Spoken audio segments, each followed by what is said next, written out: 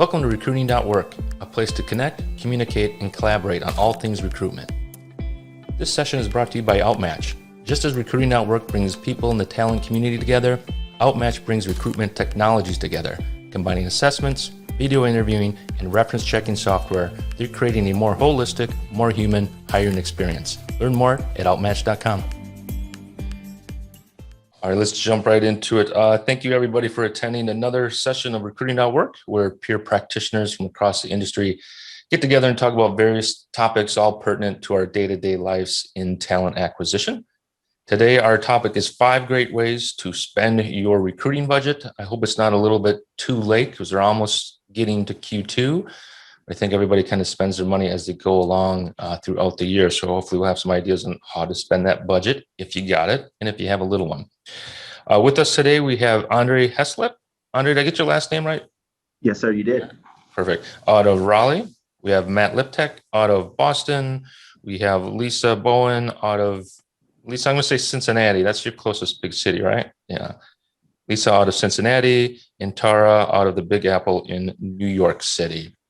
Again, our topic about spending our budget. Before we jump into it, one quick housekeeping item, and that is the chat area. I encourage any and all people in the audience to add any questions or comments or anything like that or ideas into the chat area. But before you do that, you click on that chat area and look down at the bottom of that window. It says to all panelists, because Zoom defaults to say all panelists. I need you to change that to say all panelists and attendees. That way everybody in the group can communicate with each other, including the panelists, and we're not hoarding it. So again, all panelists and attendees. So with that said, Andre, now it's all yours. Why don't you kick us off? All right. Well, thank you for having me. I just want to formally reintroduce myself. My name is Andre Heslip. I'm currently a recruiter for Spectrum. One of the areas that I want to cover is just certain areas on being creative with a smaller budget. I know the topic is 5 creative ways, but here we have been tasked with working with a budget that is slightly smaller than others. So we utilize our resources on the social media platform. LinkedIn, of course, is the obvious, and then, of course, Indeed, Monster. But I've also kind of expanded and gone outside of that realm using other mobile media devices, such as like a Bumble Business. That way we can kind of target different type of candidates in our budget.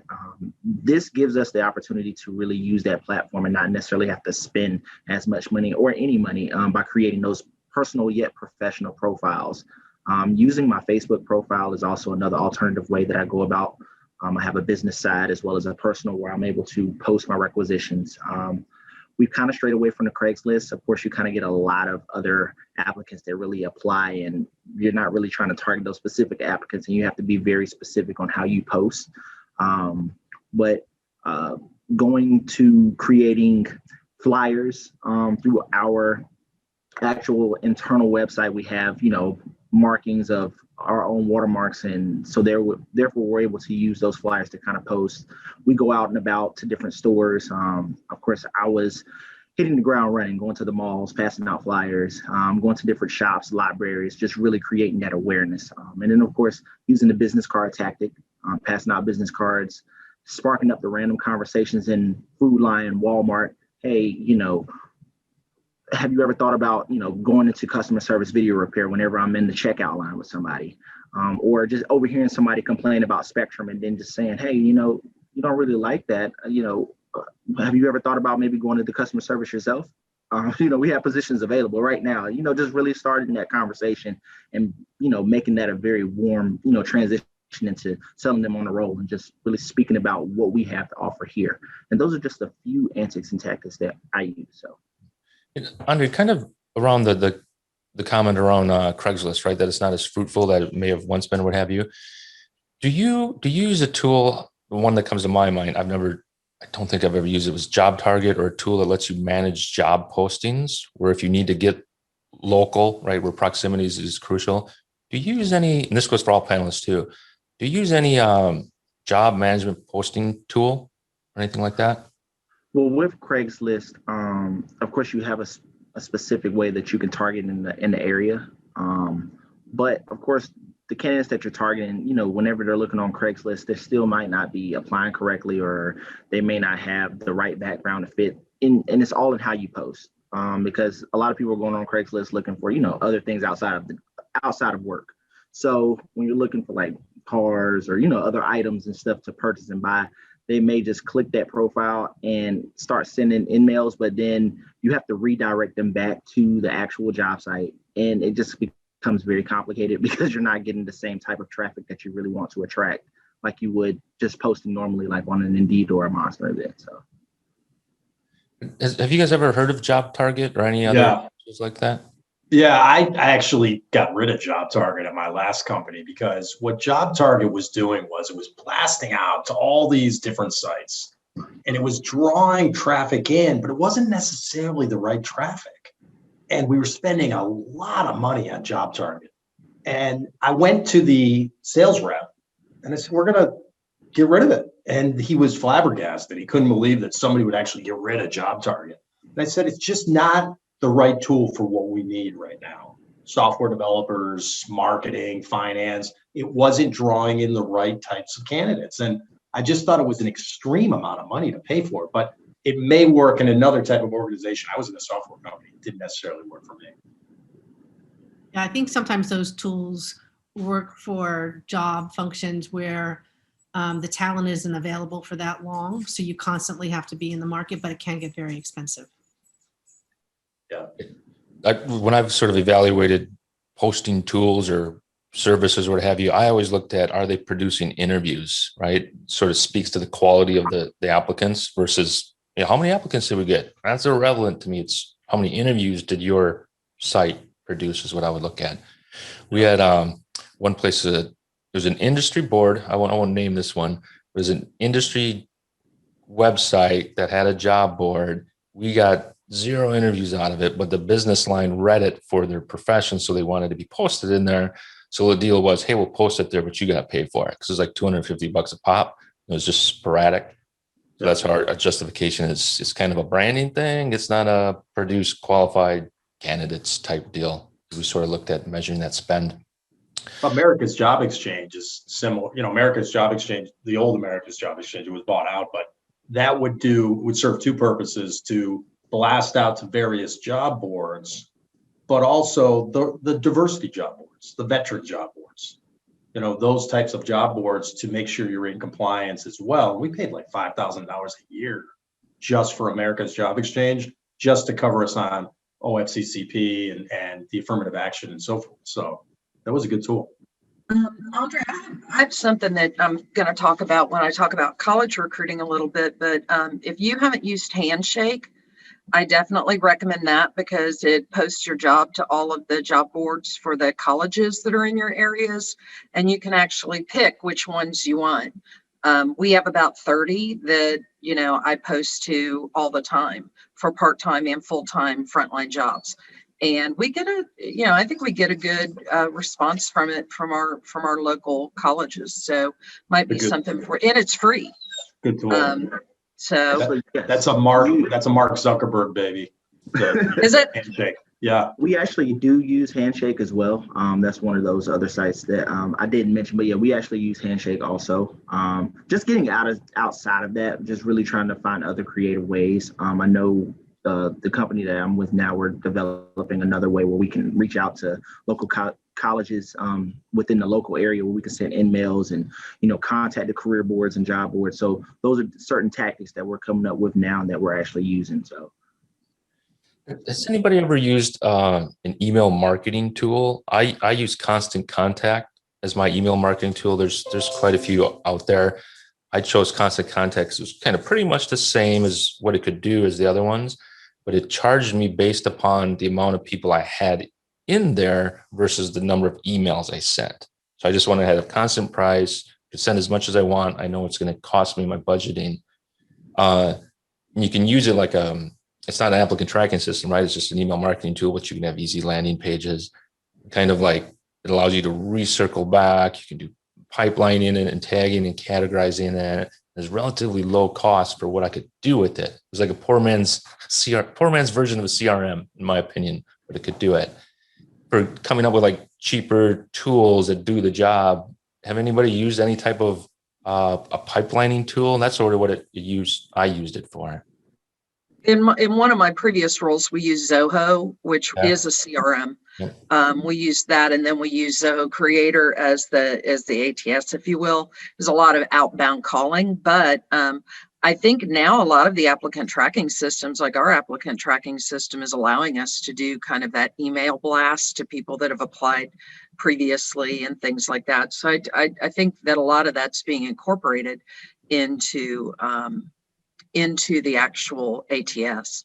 Yeah, But I did use email long time ago. I think you also have to be careful from a compliance standpoint.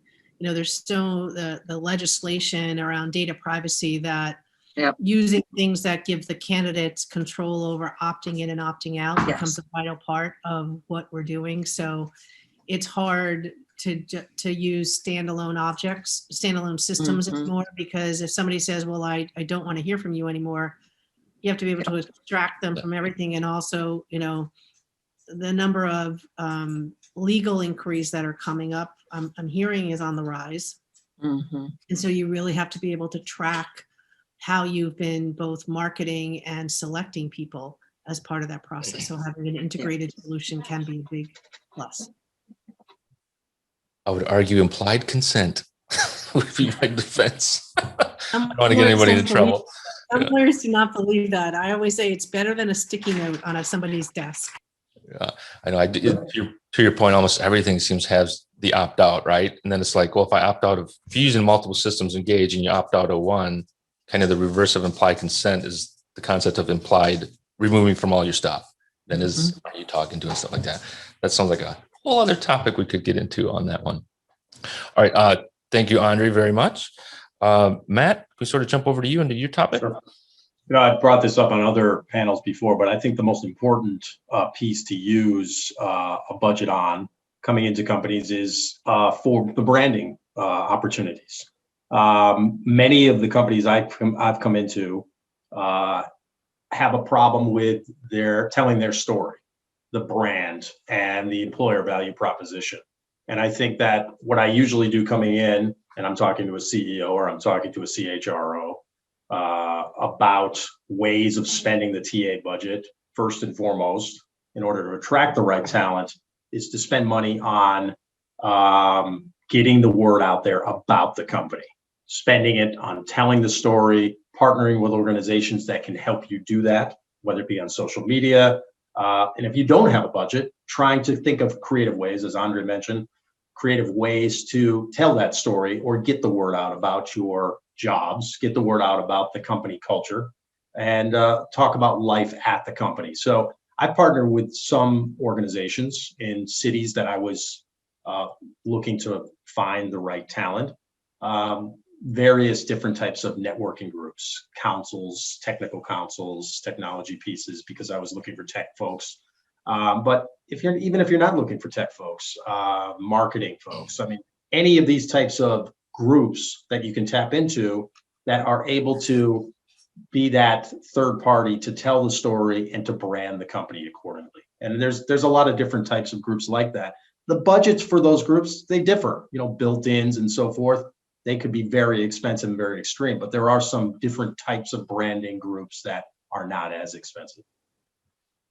Matt, if you ever oh, sorry, go ahead. I was going to say, even if you partner with the Muse, which does a very good job of helping portray your culture, it reaches a broad group of people and allows you to really effectively portray a day in the life.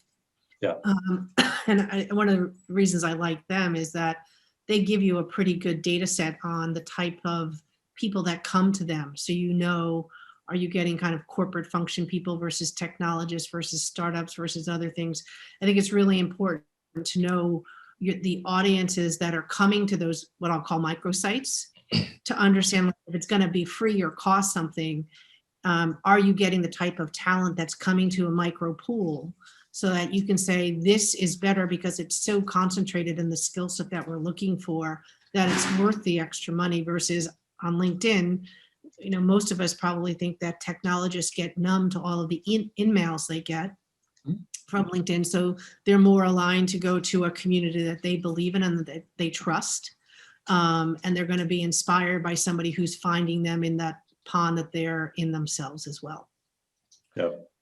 Yeah, I would add on top of that, not necessarily a pay for community, right? Like the Muse or built-in type deal. I've done built-in LA in the past. It was a branding effort. Again, we weren't getting our ROI, but we're trying to build an IT awareness in LA. So we went with it from a marketing spend.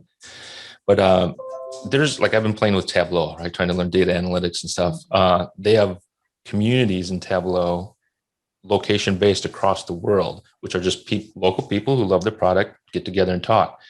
I think that would be a great opportunity if you're into data scientists that you're trying to recruit. Probably either free or just a little bit. You're buying lunch when we get back to that, or paying for a mention or what have you. Has anybody used, does everybody know the group meetup.com? Yeah, I actually recently set up, at my last company, I've set up a help meetup group for job seekers. Okay. So, and my recruiting team, we took the time to speak at this meetup group once a month or every couple of weeks to talk about the job search, the resume, the interview. And people really appreciate it. And we got a good showing. A couple hundred people joined the group and it attracted attention. But we also branded the company. We said, look, on behalf of this, we're doing this on behalf of our company. Very, very powerful tool. I was going to actually say, yes, we did something similar at a past company that I worked at when I worked outside of DC.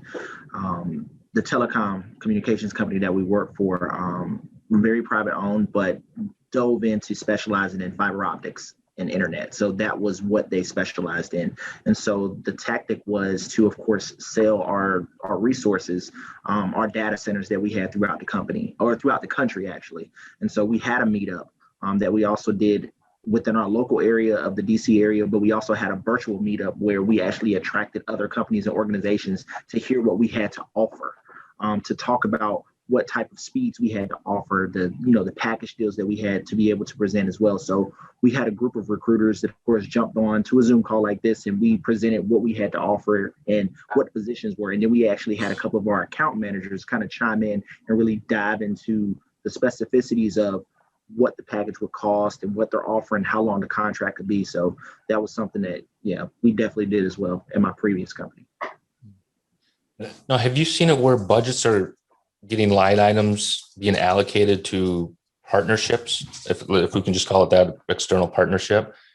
Is it kind of a one-off, well, let's see if we can partner with them, or is there any type of budget being allocated for that purpose? I haven't seen it like written a line item to get specific with it, but so I think make it sure. depends I on make the sure. cost, right? So if for meetup, it's a nominal, if any, cost whatsoever.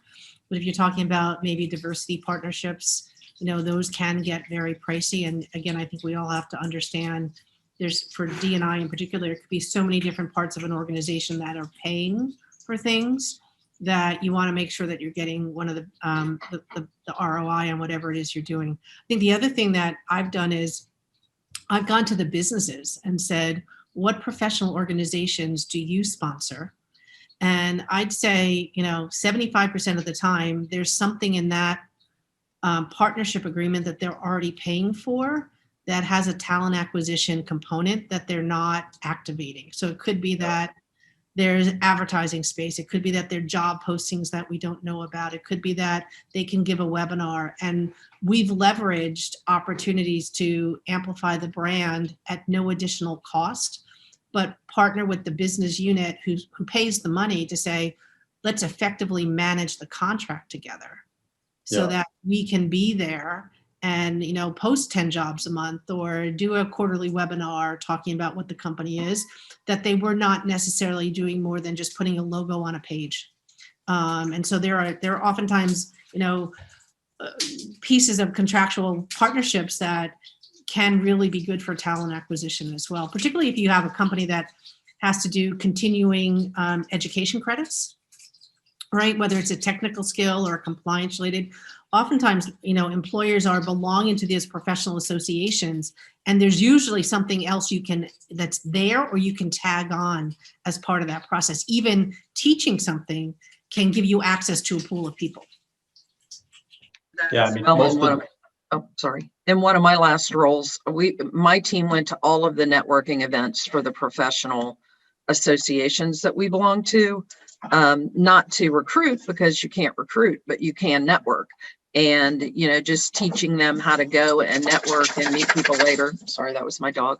Meet people later for coffee and start to move the recruiting process down the road. Just to have that visibility in those networking groups was invaluable. what we found was too, that most of these departments, like Tara said, they weren't using these networking or branding groups to their full potential. So I would go into an organization and investigate how that third party group was being used. And if they weren't using it appropriately or effectively, TA would take it over. Yeah. And I would say, okay, we're going to put it under the TA budget and we're going to manage it and we can use it to its full potential. Yeah. We did the same thing. I was going to say, I'm actually going to go a little bit away from it and just stray away as a millennial. Since COVID has happened, our branding for our current company now and networking has become a little bit easier. Yes, we've gone virtual 100%, but the mask that we wear, we have our logo on the mask. Yep. So I wear that mask everywhere I go, and that sparks the conversation immediately. Like, oh, you work for Spectrum. What do you do there? I have a jacket, I have a vest that says Spectrum. So myself, I am the marketing tool now, essentially, because the company invests in its employees, I am now I'm a walking billboard for the company. And so being the millennial that I am, I brand my company at all times. And then we do the virtual events. We've gone from in-person hiring events to completely virtual events all across the board for meet and greets, for hiring events, for advertising. Everything we do, we're branding and just pushing Spectrum. We have Spectrum in our signatures. Anything that I can put Spectrum on the back of, that's what I'm doing, just to promote and create that opportunity to open up more doors, to drive more people to the record. Excellent. Andre, and this goes for all marketing, not just out in the world marketing, are you able to track back any return? Like if somebody saw your jacket or had a conversation with you and they go and apply, is there any way to track that back? Well, in our pre-screens, we typically ask, how did you hear about the position? Where did you go? So those are key questions that we ask in advance. So a lot of people say, oh, well, I saw it on Facebook. And I'm a big advocate of posting into the groups on Facebook. So who's hiring now in Raleigh, the Raleigh-Durham employment. So I'm posting my job all the time, like at minimum 3 times a week, Monday, Wednesday, Friday. I'm putting it up there. So that way it's staying relevant. It's staying at the top of people's timelines, my friends, and I want people to share. And so whenever I ask those questions during the pre-screen, they say, oh, well, I found the job on Indeed, or somebody saw it on Facebook and they forwarded it over to me. So it lets me know that, okay, this is what worked for me last time. Let me go back here and try it again. Well, this didn't work, so let me try a different tactic. Let me change my verbiage a little bit. Here I can, confidently say we've increased over the last year or so, hourly rate. So that's also driven people to our requisition and to our position as to why people are more interested in wanting to work for the company now. So those are things that I make sure I keep intact. And then if somebody does say that, well, I saw somebody with a Spectrum jacket, or I went into the store and saw that they were hiring, we know that we sent out that communication to the stores locally, like, hey, we have this opportunity. Can we put this up in your store? Or can you tell people about it? We just send out a blast to the floor, send it throughout the company. We use our internal resources to externally give out the information to the community. I only ask from an operations perspective, right? Trying to get that data, what have you. For online efforts, I've used a tool, Bitly. It's cheap, if not free, to kind of help me track everything that we're putting out there. Where's it coming in, to kind of see what's working, yet alone see what the cost is, something like that. To your point about the business card, it's almost, and we were talking earlier before the webinar started about your tech support, right? Going out to homes during COVID and what have you. I always thought, hey, if you hand out that card, oh, you're interested in work? Here, tell them Andre sent you. Then does that carry over to get that employee referral? Because I always tell young people before you apply to a job, see if you can get a referral into it. It'll help you tenfold. So dropping names, I advise that to everybody who's looking. I think we all know that game. We actually have Yep. a contest that we do, referral contest for our internal employees. So, every employee that you refer and they stay 90 days, you get X amount of money. So, when you calculate that figure up, you can make a pretty hefty little bonus, Some people after 90 days. That's their career. Some people, Yeah. aside from their regular job, they're getting paid on the referrals. Exactly. One other thing to think about is, given the unfortunate pandemic, re-embracing QR codes. I know I worked for organizations 10 years ago that Yeah. used QR codes, and it was just premature, but back then we used to put the QR code on the back of our business cards for career fairs. And now I'm using them virtually, right? So can you start to use that as a cost-effective way of really starting to do much broader tagging? Well, and Sean, I agree, Bitly and other things, it's only as good as your applicant tracking system, right? So if it's not hard-coded tagged, they're going to pick one of the first three, and it's especially B2B companies, they're really not coming to your website, right? They're coming somehow and end up at your website. So I think you have to manage that and then ask, make sure you've got great analytics on your career site, contrasting it with what are you getting from your ATS.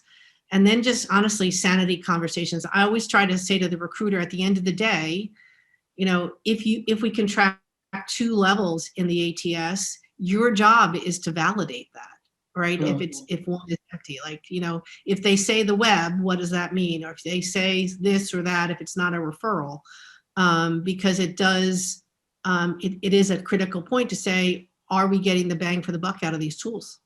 Exactly. And I think with regards to referral programs, and that's one of the things that I wanted to talk about a little bit today, is one thing that we've done because, I'm in the restaurant industry, so recruiting for frontline employees right now is a huge challenge.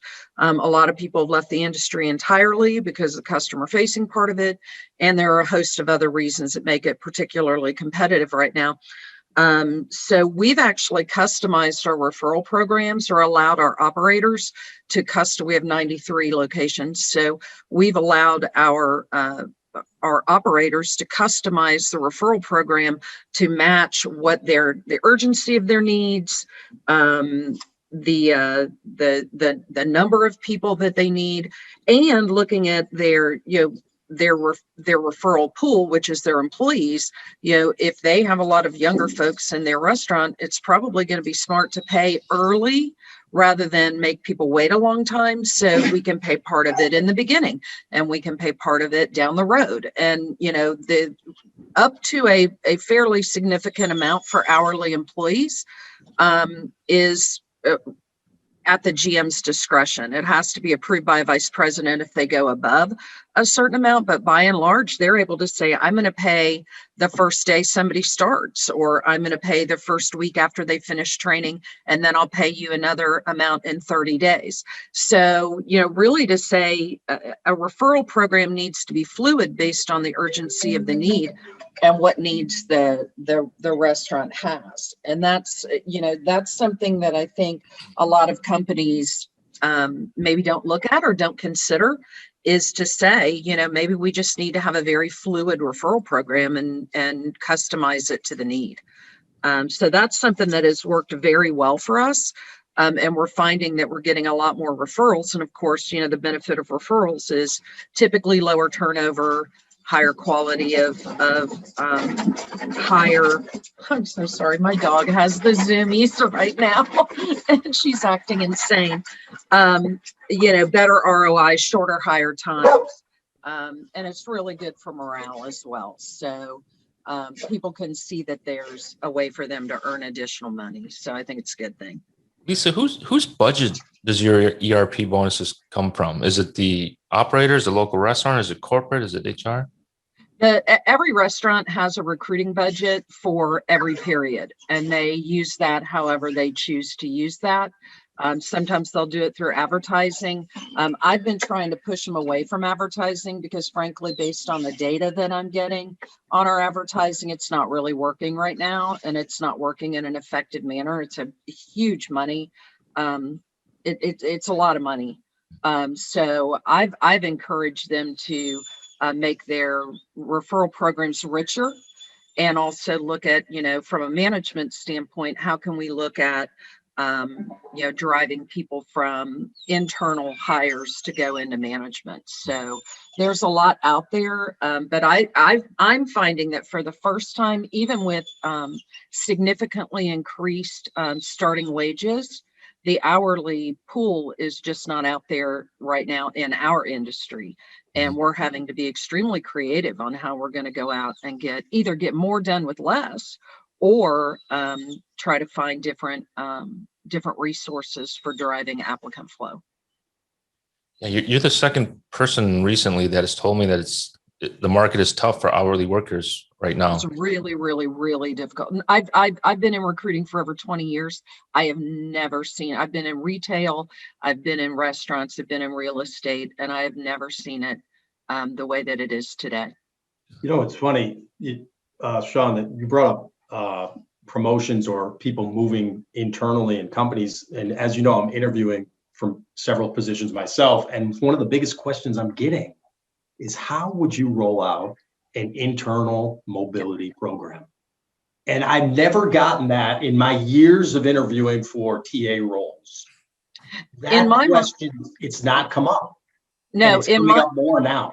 Yes, and in my mind, it's the way that it's the way of the future, and there are a few reasons for that.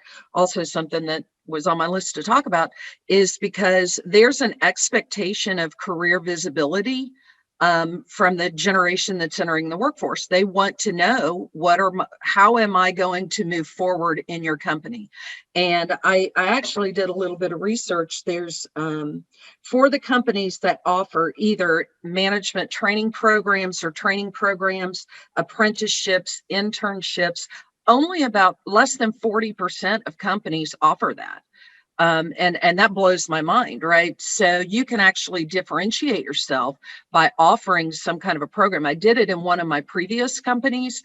And what we did is we went to the colleges and we said, culinary schools, and said, if you come on board as an hourly employee and you do that for 6 months and you have a good record and you're doing everything you need to do, then you can enter our leadership development program, which is essentially a 4-month internship that we built internally. If you get through that program, then you'll go into our management training program. And then, you become a manager. And essentially with the culinary kids, and I have an anecdotal success rate on that because I'm not there anymore, but I went to one of those restaurants when I was in Atlanta this week on a trip. And a young man came out to my table and said, I'm about to have my 3-year anniversary. I went through the hourly program, then I went through the lead program, then I went through management training, and now I'm a beverage manager in the company. I mean, and his girlfriend, who we hired from the culinary school, is the same, was still with the company as well. And she had moved into a manager position. So I do think that a lot of it has to do with the people that we're hiring right now want to have that visibility. And I think if you put those same resources towards your internal folks and say, okay, there's a career path for you as well. You can go through our leadership development program. You can go through our management training program. Here's the kind of there's still a big interview process around it. And there's still kind of a price for entry, if you will. You have to be in good standing and maybe have some stretch projects and things like that. But I don't think we're going to be able to, I don't think talent acquisition is going to be able to do it any other way. And there are going to have to be resources put in and partner with your talent management folks and create some of these programs so that people know what you offer. And I will tell you what we did with the Culinary Institute of America. It was a ton of work because they don't give in externships to everybody. And you have to have very specific curriculums. But we did it. And I'll tell you, we got a lot of kids that moved to Atlanta and came to work for our company, and they stayed and they were successful. So I think it's going to be a big thing, and I think we're going to have to put resources towards it. And out of those 40% of the companies that have those programs, 85% say they're effective, but only less than 40% have them. So you can definitely make yourself stand out from everybody else if you offer those, at least over half of the companies that you're competing with, by offering those kind of programs. Do you think it's going to take a sync between, like, to me, I think there's 4 food groups in HR. There's recruiting, there's HR VPs, there's L&D, learning and development, and then now DE&I is at that table too, with everything evolving. Kind of getting into internal mobility, employee referrals. Do you think those 4 groups are going to have to get in sync? I think they're going to have to get in sync, and I think they're going to have to get in sync with operations as well. Because that's where, if you don't have buy-in from operations on this stuff, I don't think it'll fly, because they're the ones who are closest to those employees on a daily basis, or those managers on a daily basis. So Lisa, I think what you're saying is a big concern. Because I've been involved in internal mobility at companies, that operations or that manager buy-in to what do you mean I'm going to lose Johnny to get, that's right. Can I backfill that job? It becomes a big change management if the company doesn't believe in a culture of mobility. Yes, as well. 100%, Tara, I agree with that. And that's the approach I would take. I would go straight and partner with them, because everything that we did in my company where we did this program, I partnered with our operations folks, even more so than HR, to tell you the truth, because I knew that if they weren't in, it wasn't going to work. Because like you said, they won't let people go. I don't want to lose this person from my team. I don't think it's natural for people to want to do that, but I think that it's critical to say, even to go to people on your team. I've done it before and it's painful, but to go and say, I think there's an opportunity that you should go and interview for, and it'll take you off of my team. I'll hate to lose you, but it's for your own growth, and I think you should go do it. And it's painful, but I think it's necessary in order to keep people in the organization. Are there any tools or sorry, go ahead, Andre. Oh, I was going to piggyback off of Lisa, but if you look at it, if you're holding those internship programs internally, you wouldn't necessarily, if you look at it in big picture thinking, you wouldn't have to necessarily look at it as you're losing somebody on the team, because if you're interning and training somebody, you can backfill their role because you have those that are training to come into that role that you're getting ready to promote that person out of. So it could actually kind of help itself out and keep that internal mobility to potentially grow even further than what you're expecting it to grow. Mm-hmm. Do we know of any tools to help internal mobility? Well, for us here at Spectrum, we have what we call a PGP program, which is like a peer progression program where we have our reps come in and they sit side by side and they listen in on calls with new people that come in, and they coach them and they start to learn that role of leadership. And this program is actually set out internally for our agents to promote themselves to the next level. So for rep 2, rep 3, that way they can position themselves to become a lead, a supervisor, a manager. And this program is set out on purpose to help them track the right direction. We as recruiters, we take time to do lunch and learns. So we give insight PowerPoint presentations for lunch and learns, or, education assistance, career advancement. So we try to, educate our employees internally, so that way we can let them know that you just don't have to stay within our customer care department, but you can go to other departments, because we promote the internal promotion. We want you to stay with the company. We figure if our attrition rate is because you're moving internally, we can live with that. We just don't want people to leave us, externally, going somewhere else. Right. From a technology, go ahead. I'm sorry, Tara. I would say some of the large enterprise solutions are at a maturity point where they are looking at capturing skills and having that available to the talent management and the TA organizations. But again, it's only as good as the data that's included in the information. Right. A lot of times they've been kept in separate Excel spreadsheets, a standalone system that's been retired. And so making sure that those skills are aligned to not just the person, but the jobs that you're recruiting for can be matched on the qualifications, just like you would match an external person as well. So has to be a fairly significant change management to get incumbent employees to want to do this and believe and see, so there can be success. I've often suggested that you have to do a internal marketing campaign, both for your current employees as well as the external market, to talk about here's what a career can look like. Showcase people in vignettes, whether you're doing virtual career fairs for your internal people, because sometimes companies, you might have two departments on two different floors in the same building. They have no clue what the other person does. And so how do you really start to share that information? Because if you're a business analyst in one department, you could be a business analyst too in another department. But you need to understand how that can work. But some of the larger enterprise solutions, can actually show you visually, here's what people within your company have done, but it's only as good as the data that's included.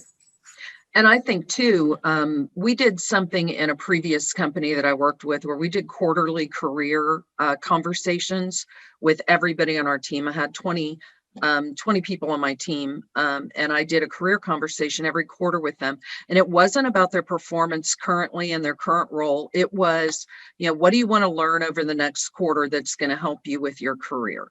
And, sometimes people told me they were interested in doing other things in other departments. Imagine that people didn't want to be recruiters. I don't understand that, but it's true. There are some people that don't. And I would, give them the resources, whether it was edX or whether it was some kind of LinkedIn class they could take. There's so many, free resources out there for people to learn things that they want to learn. And I think, and then all of that information went into our talent management system. So, if Julian took a project management class, then that would go into the project management, that would go into his next career conversation, because he would say that he completed that. And then that would be in his information if he went to work in another department. So I think that finding out what people want to do, when you talk about kind of career pathing, not just what they're doing now and how they can move up to the next step in that job. It could be that they go do something completely different. And that's okay. I had a recruiter that did a ton of analytics for me, because we did a lot of contests and team contests. And he ended up going to work in the business analytics department, because that's what he wanted to ultimately do. So I think those career conversations every quarter are critically important for leaders. Excellent. Thank you, Lisa, for that piece of it. Tara, I just want to make sure I want to make sure we jump over to you. You're talking about business, getting support from the business. Yeah, I think it's really important that, as you're looking at this, that if you're looking at ways to make trade-offs, to some of the earlier comments where, sometimes business leaders have preferences, that you're able to bring them the data that talks about, why those preferences may or may not be relevant. The pandemic is a great thing. I had a company once that they really wanted to advertise in the radio. Well, if people aren't driving to work anymore, you're clearly not going to advertise on the radio, right? I mean, so how can you repurpose those funds to do other things, and to really understand what is the business doing that we could then piggyback on? Are there conferences now virtual? We had, when they were still in place, we used to send recruiters to some of their industry conferences to do networking, because you couldn't always recruit. But are there ways that, we could be listening in with how the business is doing business now, to say, are you accessing different forums that could be more valuable to recruiting? And what are the trade-offs? From my perspective, you always have to go in with the data that says these things are working, these things are working better or worse than they were in the past. Because you can't just say, I'm going to do the same thing every year over year, when everyone's expecting us to always get better results, right? That's the definition of insanity if it doesn't improve. So how can you use the data to say, this is working in this pocket, but not this pocket? An old example I used to do, and I'll date myself, when Monster was the rage, everybody wanted us to advertise there. But if you had a community that didn't subscribe to Monster, I always used Louisiana. I was doing a lot of recruiting in Louisiana. We advertised on Bayou.com with digital ads and job, because that being local was really important. So I think it's great to plan nationally or regionally or globally, but sometimes if the community is the community, and you have to figure out how to reach that community there. So, question for the group, kind of getting to the working with the business and the budget within the recruiting team. There's a little metric that I like to track at places, and it's the unreviewed rate, which means people who are applying never get their resume looked at just because recruiters are just too busy managing the recs. But my belief is always, if you have a high unreviewed rate, don't spend any money trying to bring more into that pool. Allocate budget to a head count or what have you to bring down that reviewed rate. I've been a big proponent, done it at a few companies where you hire a sourcer, whatever you want to call them. They just focus on candidates, right? And they pass the baton to the recruiters downstream at that interview rate. But they're tasked with keeping, not only finding and bringing in new talent, but making sure that those unreviewed rates are down below 5% was the goal. So my kind of piece for this, to, as we talk about branding and all this in the businesses, make sure you allocate budget for your own team. And I've been having conversations around recruiting capacity. So let me kind of go into Tara with your piece about the business group. And let's say, hey, we're starting to come out of COVID. Things are starting to pick up quickly. All of a sudden, you got a lot of headcount you need to recruit for. Meanwhile, you only have 2 or 3 recruiters on your team. Suddenly, you got the work of 7 or 8. Has anybody been looking at recruiting capacity and sort of to predict the headcount on your team that you're going to need to have for budgetary purposes? Has anybody been addressing that one? So I've been working with a couple clients who are starting to look at it, and the irony is for many jobs, the most competitive skills didn't have a slowdown in COVID, right? It's still hard to find talent. You're still having to detach somebody and convince them to come away from a job that they're fully employed on. So part of this, aside from maybe the hourly workforce where, people who want to switch jobs, people are really taking to heart, how was I treated during COVID, and do I have loyalty to my current employer? And I think that's a very important emotional attachment. What I'm seeing is as the plans are coming to fruition, I am working with business leaders to say, tell us what are the priorities. So if you have 200 jobs, what are the most important 50? What are the next important? Where in the world are they more important? Are they remote? Are they in office? So that we can get some clarity. We're doing a much bigger job of asking their business leaders to be engaged, particularly if we've been out of the market, so that it's not just the recruiters that are doing it, so that we get a little bit of a cushion to being able to help employ them as, professional sourcers from within their network, and we arm them with the job descriptions that they can share and those things. And I think there's a greater appreciation when this one client of mine, they're going for the headcount ask now. There's a much greater appreciation about just how hard it is to talk to people nonstop during the day. Or maybe we used to ask to do it part-time, but like to really get ahead of it. And so we are looking at how many we always look at how many recs can you handle, how many hiring managers are you working with. If more hiring managers probably means fewer recs. The same job over and over again with one hiring manager means more recs you can handle. So we are having those open dialogues as people are starting to take a much more tactical view of workforce planning. Right, it's not solving everything, but it's really getting, feet on the street kind of, what do I need now, where, when, and why? And if there's a remote aspect, one of the things I'm really cautioning people about, remote recruiting doesn't make it easier. Remote recruiting, just like diversity recruiting, it actually makes it harder, because now you're not just searching in Chicago or Singapore. Now you could be searching anywhere. So recruiters actually have to do more work as well if they're looking at talent pools. No, that's exactly right. I mean, I think that you do have to look at the future of your department, and you have to look across the department and say, do I have the required tools and personnel to go after the amount of headcount that's coming down?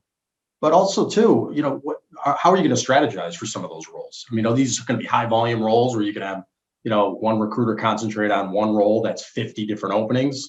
So you really have to look at that. But I think that that's exactly right. I think that now the remote aspect thrown into things, it's making just a wider net. And, there's going to be sourcing. You're going to see a lot more sourcer jobs out there, I bet. That's what I predict. You'll see a lot more companies going after those sourcers because now it's lesser on posting a job and letting the applicants flow in. It's more about going after those candidates that are passively looking. Excellent. But we ran a little bit along. Appreciate that. Any kind of wrapping it up here as we hit the hour mark here. Any final thoughts around the main topic about setting that recruiting budget as we go into the 2021? I guess I'm an optimist. I think and I've said this before, and I probably shouldn't say it again. I think we're starting to head out of the COVID hole, for lack of better words.